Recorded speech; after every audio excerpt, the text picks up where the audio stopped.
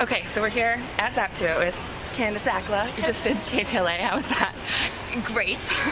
I love those morning shows. Are always like the like pre-interview is always so funny. I know. Well, it's like those breaking news moments. There's like a shooting, 2 separate shootings in New York right now. So it's and always you're like, yay, vampires. And you're like, yay, cheerleading. Yeah. But Vampire Diaries right now is like really tragic. We have the last episode that we saw was the saddest one we've ever seen before, ever. What's the mood like on set for something like that? I mean, obviously you're actually kind of saying goodbye to Steven for a while at least.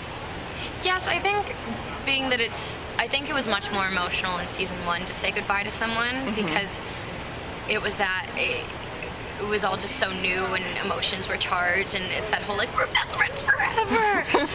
And but in season 4 you start to realize that okay, well, we've all been here for a while and we are so close. It's kind of much more familial than summer camp. And you know, you don't cry when you say goodbye to your family you're like, God, Mom, I'll see you later. But then, like, you know, if you go to summer camp and hang out with a friend for 2 weeks, you're like, I'll never forget you. So I feel like now it's like a little bit different. And also people, you know, sometimes people come back, sometimes they don't, but it's much more open-ended. So I think we've experienced that like really emotional goodbye, and then like we see someone like 2 months later and you're like, oh, hey. This is weird now. Yeah. I cried all over you. Yes, but it's been a very emotional season. And at this point, also being that we're in season 4, I think the crew, you know, we have a lot of new crew, but a lot of the same crew, and they've really gotten to know us. So I feel like everyone can kind of read each other's moods, and everyone knows each actor's kind of like ways of like, you know, just it's very respectful on those days when it's really emotional, which is great for everyone. And Elena's humanity is turned off now. How does Caroline feel about that? Not good. Caroline's managed to like keep a good balance between her vampire and human side this whole time. Caroline is actually for as choking on her foot as much as she does, and you know, being neurotic and being crazy and, you know, just insecure, you know, she's really found herself. And but sometimes, and I feel like she's always got such a lovely parallel for what it means to be human. And I feel like when you do get your life completely together and you think you have everything figured out, that's when you start to lose it a little bit again. We all know that she likes to fix things, and she likes to fix people, and she likes to, you know, Tyler's transforming, well, she needs to be there every step of the way to be there with him, and, you know, and if there's a dance, she has to plan it, and she, you know, and it's senior year, and it's graduation, and all she wants is, like, everyone to be happy and have the best year ever. Good luck with that. And it's not going that well. So, she's definitely in fix-it mode. We've heard that there's going to be a bit of a brawl between Elena and Caroline. I mean, is it fun to film like fighting scenes with Nina at this point? Is that like a good time? I think it's fun to film fight scenes in general. We have a great stunt team that really takes the time to teach us. And I feel the need to be taught. For me, what's been interesting is I like taking dance classes. I grew up taking dance, so I have a really hard time remembering moves until I choreograph and put it to like, and punch, 2, 3, 4, in another very cheerleader-ish way.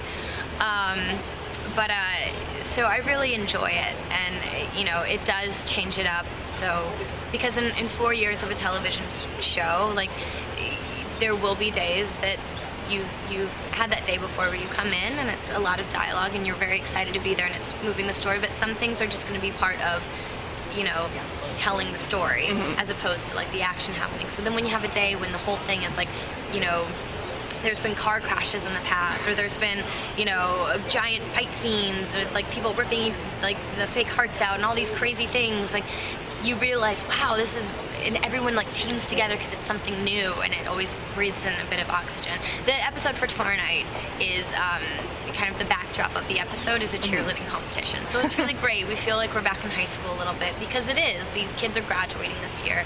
So I think the writers have done a really great job in injecting just enough high school time throughout the season. So we also remember that these kids are young. Is there any chance that fighting with her best friend and having her best friend's humanity turned off is going to send Caroline looking for comfort with Klaus?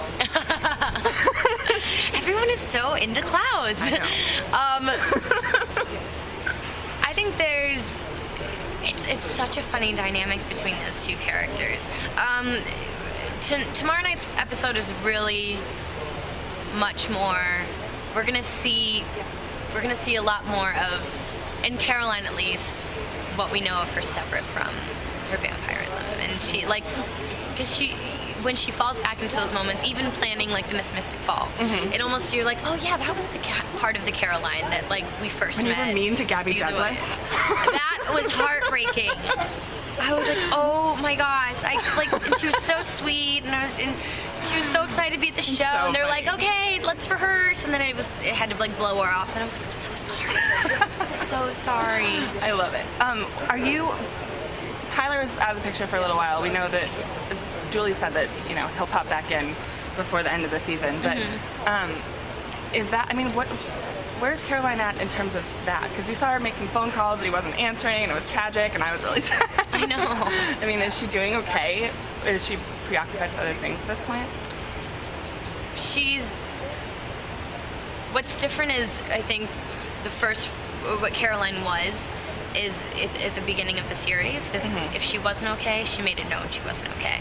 It was, I'm not okay. Like, this is what's wrong, and this is what's wrong, and we don't see that a lot anymore. Like, at this point, she keeps it together a lot, and she likes being strong, and she likes that feeling, and so, even when Klaus was asking her, like, if she would take the cure, and he was like, no, I think you like it. Like, I think you like who you are now.